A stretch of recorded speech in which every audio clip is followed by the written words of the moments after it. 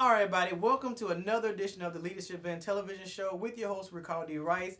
And on today's show, we're picking another angle that I normally would not do, but I know that you guys are going to love it because a lot of you are aspiring to be actors and actresses, and sometimes reality TV may be your way in. So today's guest is going to give us a great insight into what that looks like, the process, what was her experience. So today's guest is from the show on the OWN network called Ready to Love, and she's going to tell you more about her experience. So I'm going to let her introduce herself. So, Miss Devyne, tell them about you. Well, my name is Devyne, and I'm on a reality show called Ready to Love, produced by Will Packer on the OWN network, originally from Washington, D.C. So I'm happy to be here. All right, so what were they doing? What were you doing when they found you? Like, what were you in the working at McDonald's? Or I was what minding the business that pays me. And I got an inbox through Instagram from a casting director saying, hey, I've spoken to plenty of people that are interested in being on the show. Your name has come up as someone, of interest that would be a good fit. And we would like to talk to you. So it just kind of went from there. All right, so tell everybody the concept of the show. What is the show about?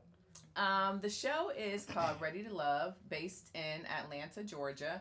The premise is 10 men, 10 women, and we're getting together and dating. There's eliminations each week, and the hopes is that you end up with 3 couples that find love. And so this is an actual reality show where there's a finale and everything. Absolutely. Finale, reunion, everything. How long was the taping? It was around 11 weeks. So when they reached out to you, what was going through your mind? 'Cause this show is not, and I said this on the radio show, this is not some 19-year-olds running around going in and out of pools and playing in the pool house. This is some established or plus 30 people. It's grown folks. Yeah, these are grown folks with biological clocks and all that other stuff trying to find love. So what was going through your head when you were presented this opportunity? I was thinking, first of all, I'm a private person. So I'm thinking, okay, I'm going to put myself out there and date on national television. In Atlanta, right. So I said, you know what? I'll go through the process and learn more about it, but I'm not going to take it too serious. And I went through the process, and they said, hey, we got to have you on the show. And I was like, wait a minute, for real? Ooh, and then I was like, well, I have a job. I get up, I sit in traffic in the morning, and I have a job that I do. And I have another career in real estate. So, how are we going to do that? And they said, we'll work around your schedule. So I said, okay, let me try this. I am single, so let me see what happens. Okay. Yeah. So the process itself. So you get the email in your IG. Then you get the message in your IG. Then you get a follow-up email with the instructions on it. Yeah. So what happens after that? So I got a call saying we want you to have a Skype interview with one of the main producers and casting agents. So I did that. We had a scalp interview. I'm calling it. I'm about to say a scalp interview. A scalp interview. A Skype interview. And, we talked for a couple of hours. They asked a ton of questions. Like personal questions or just general surface questions? Both. Personal questions. They wanted to know about dating. Is it difficult dating? What has been your problem with dating? Tell us about your exes. Wow. Things like that. Anything and everything. I guess just to get a feel of how you move in the dating scene. And why are you single? Are you single because you're crazy? Which they need a couple of them too. Definitely, and are you single because you really aren't looking? So, they drill down, and from there, I had an in-person interview with maybe 7 producers and a half a dozen casting agents, and it was probably a 8 to 10 hour day. For the interview? Yeah, 3-hour psychological exam. So it was Seriously? pretty intense. It was pretty intense. So this psychological exam, was it like sitting on one of these couches? It was like, so tell us about your mother. Oh no, it was. You fill out maybe 700 questions. Seriously? And then you meet with an actual psychiatrist that goes over the results of your psych test. Is that an ongoing thing? Like, why y'all actually? No, it's just a one-time thing. They just want to make sure, you're not a loose cannon and, you're not going to cut somebody while you're filming.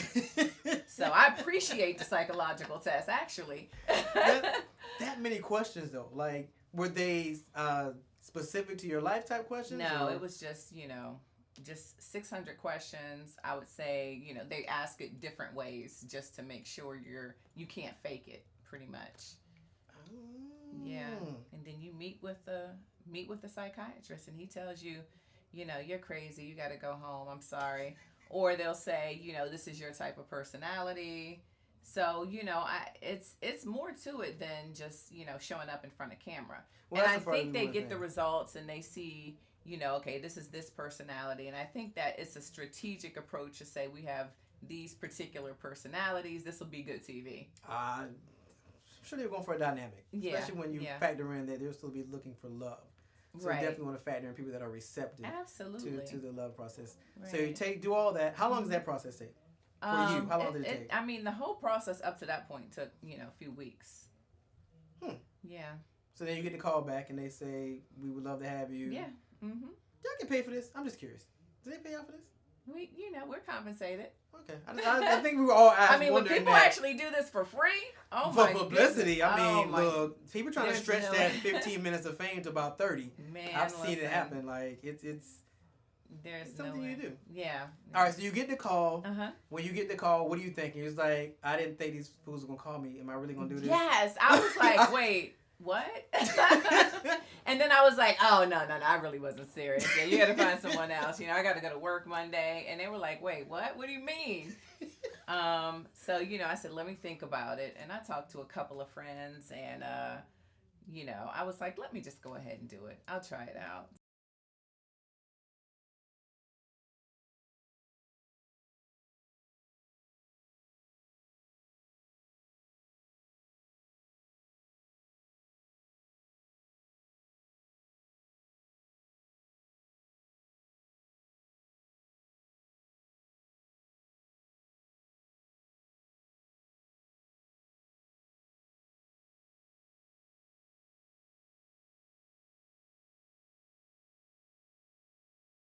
Okay, so you go through the psychological exam. Clearly you passed.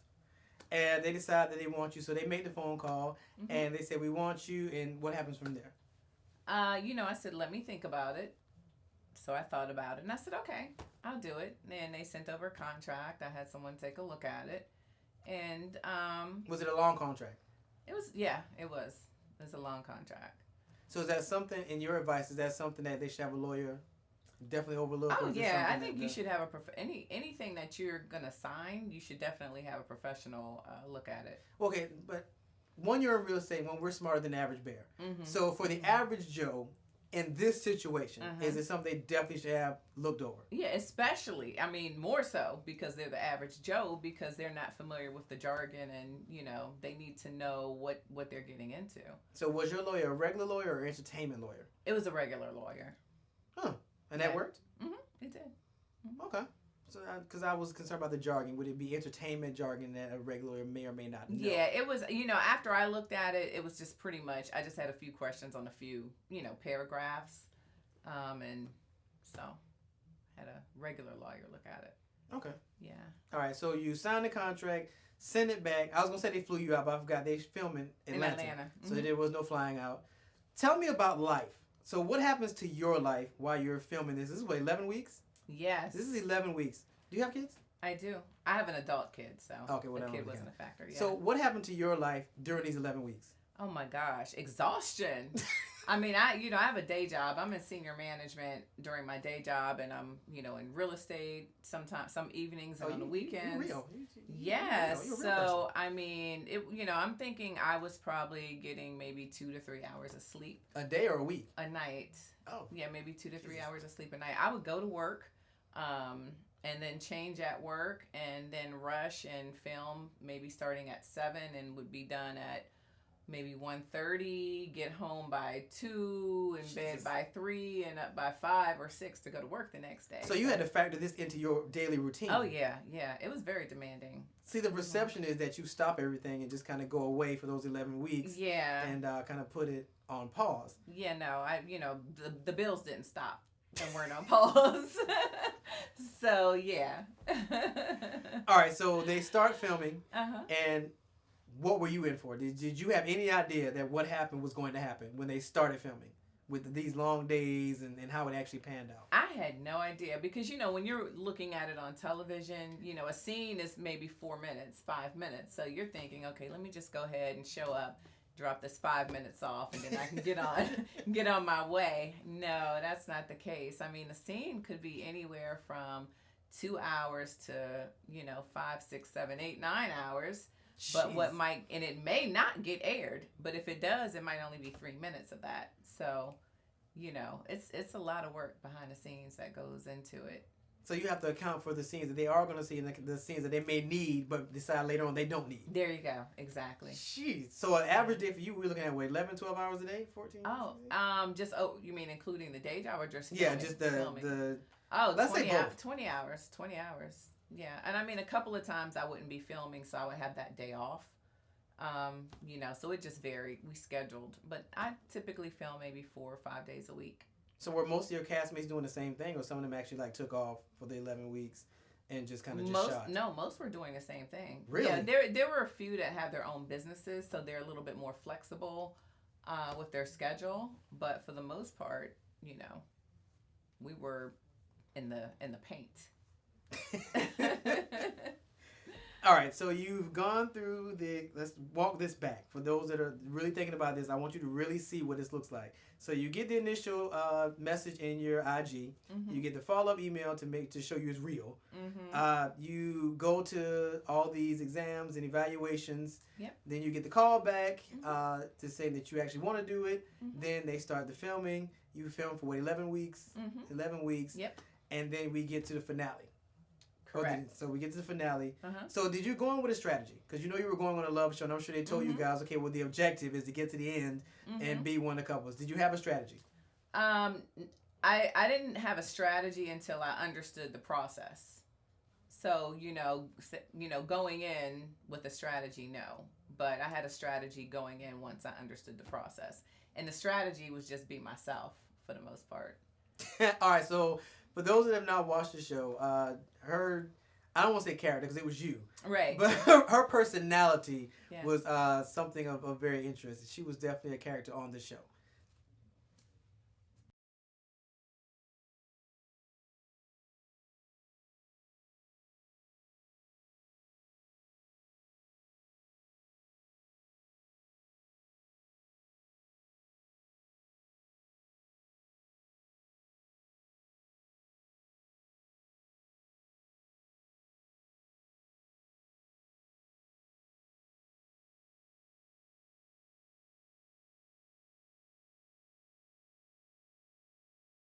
Okay, so for those that did not watch the show, on the show, her character was this, I don't want to say passive aggressive, but it was kind of passive aggressive in a good way because you knew when to be aggressive and you knew when to fall back. Is that just your character by nature, or that was just you saw your surroundings and was like, I think I probably should do it this way?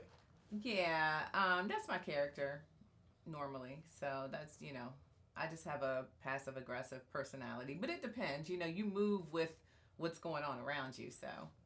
So with the scenes, did y'all know, because this is reality TV, so it's not scripted. So did y'all know where y'all were going before y'all got there, or was it just like you show up on the set that day, it was like, okay, so y'all going to be eating at Applebee's. So you're going to ride in the van over to Applebee's. No, well, I mean, we drove ourselves or Ubered to the location. So Oh. they gave us the address, ahead of time. So, yeah. Okay. So out of the 10 men, how many did you get into? How many did you have connections with? I had connections with 3.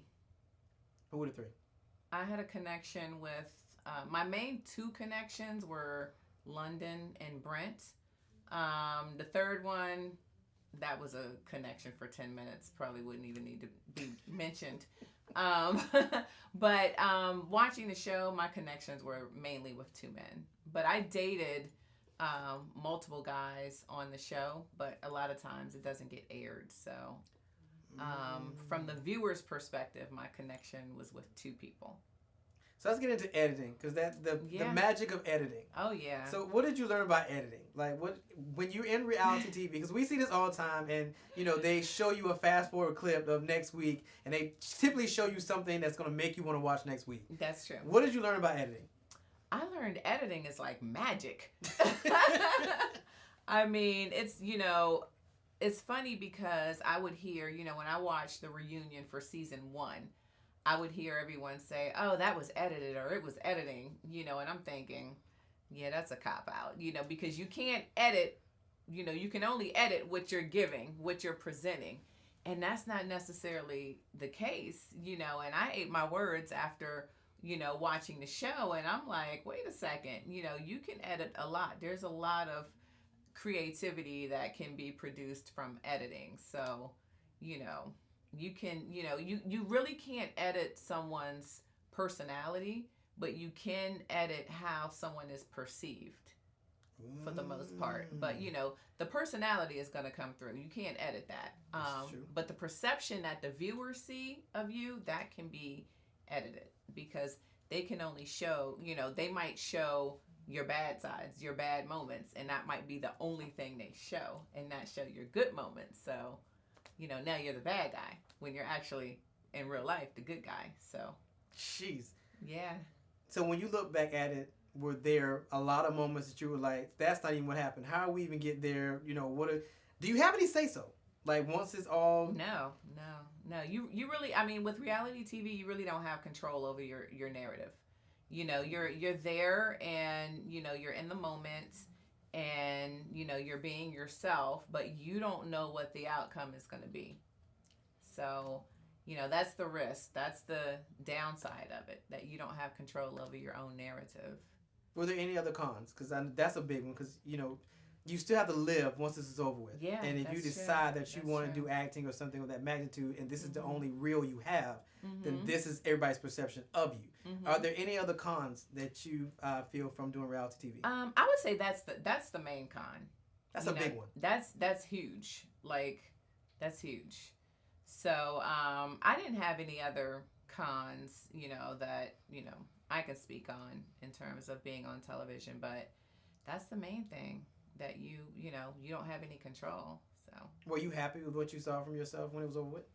There was at times yes, at times no, but that's what I signed up for. So, all I could do is tell my story after the fact, and get the Twitter fingers going and say, wait a minute. So when they're pitching the show to you, is there some significant things that they said? Like, were there some things they said that it was just like, okay, well, here's this opportunity, this is what we're doing, you can take it or leave it? Yeah, I mean, fortunately, there was a season 1 that you can look and you can, base things on, and how the flow is going to go and the premise of the show. But for the most part, they're just like, hey, if you're looking for love, we hope you find it, and, be yourself and trust the process. But you said you had friends that did season 1. Yeah. Now that it's over with for them, what's their takeaway? Like, I mean, they got eliminated really quickly, so there wasn't any feedback that they can offer me. Unfortunately. So did they get eliminated in one swoop, or was like one week in the next? Oh, no. Seriously? Yeah. And you had what, 2 friends? It's like, yeah, they both, so I held it down. I held it down for them. Yeah. That's like crazy. Like, that's... Yeah, so I had no one to guide me or give me advice, so I just kind of rolled with it. Had they done reality TV before? Or that was because that was their inaugural season of the actual show itself. So they went in completely blind with nothing to kind of... Yeah. Did they have the same cons that you did? That they weren't there long enough. I was about to say perception long enough. to go off it. Yep. So that would be your only con, is the editing, the way they kind of make you look. Right. Versus who you may actually be. Right. That, and alongside, along with your time, your personal life. You don't have a life for the entire time that you're filming, because you have your career, and then now you're filming, so your quality of life diminishes because you don't have a lot personal time there. So.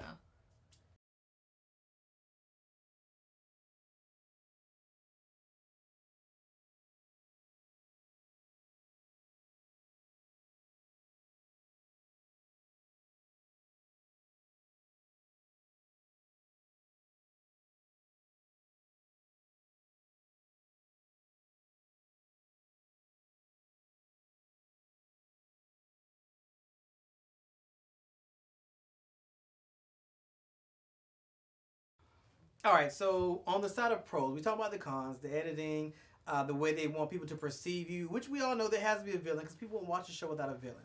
So there has to be some drama, and these are all African Americans. Yes. I want to make that distinction. These are all African Americans. So they're all African American males, African American females, put in the same environment, 10 women, 10 men, all trying to find love. Did you find love? I did. Are we gonna say that in the finale? Yes. Okay. All right. So pros. What are the pros? What would you tell people if they were considering doing reality TV? Would kind of push them over to say, yeah, you might want to do it. I think it would depend on the purpose of why they want to do reality TV. Do they want to do reality TV because they want to get into acting? So that would be a pro. That would give them exposure. Do they want to get into it because they want exposure or visibility to launch a business? I got into it because I was single and I was, I meet people at the craziest places. So if I'm going to meet my husband, more than likely it would be a doggone reality TV show. So you fathomed that thought. Yeah. So you fathomed that thought you actually might. Absolutely. I mean, really? I don't have a business to launch. I'm not looking for Instagram followers. I'm a private person. So I couldn't find your Facebook to save my life, which I I'm discovered you, why. Yes. But I couldn't, and I'm good. I'm like a PI when it comes to social media, and I was like, I can't seem to find her Facebook.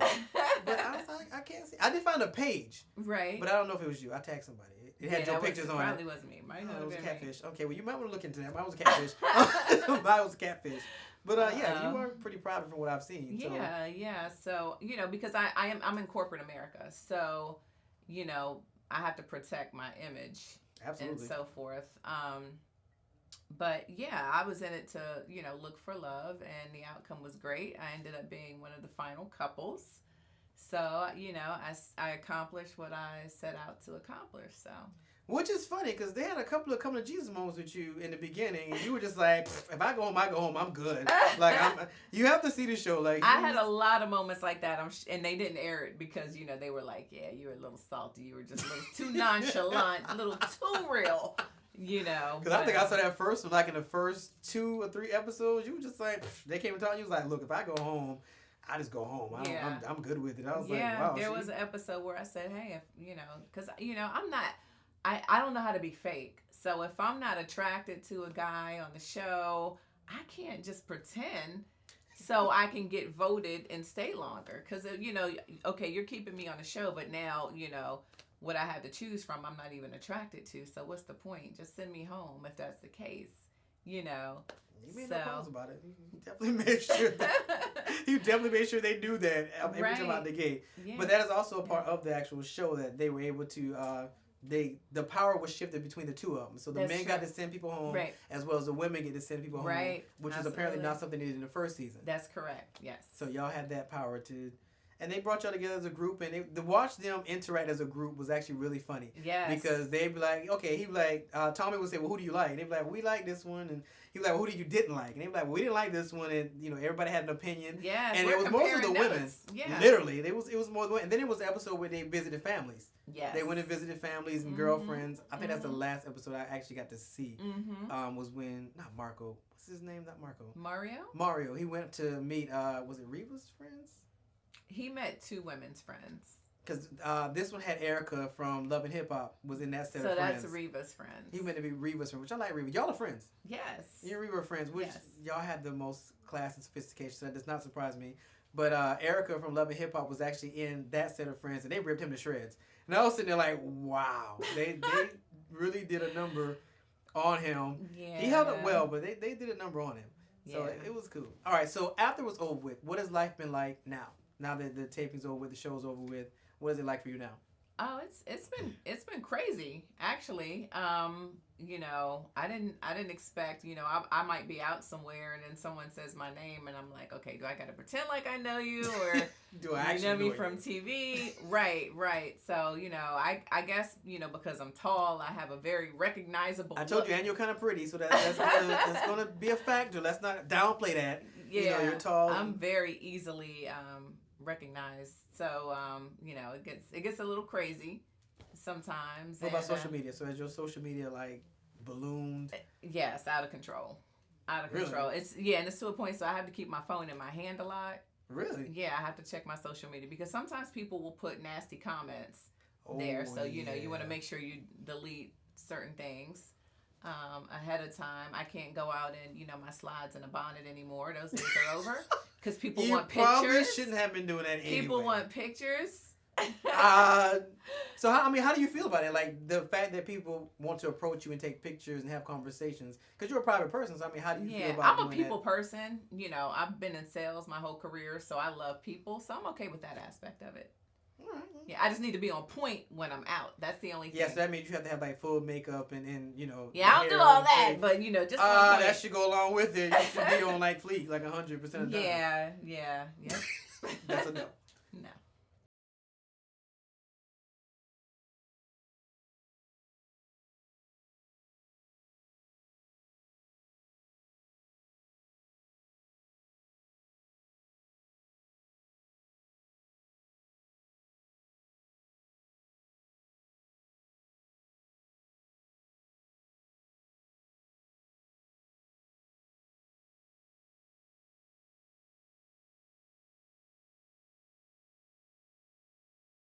All right, for all those that want to get in touch with you, how would they get in touch with you? The best way to get in touch with me would be Instagram. That is Agent Brown Eyes. At Agent Brown Eyes. And on Twitter, you can follow me on Agent Brown Eyes with a Z on the end, not an S. I'm not going to ask you where we get Agent Brown Eyes from. Because look how big my eyes are. Where you get...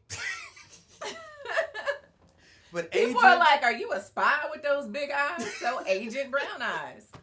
All right, so there you have it, folks. If you want to get in touch with the lovely Devyne, that is how you get in touch with her.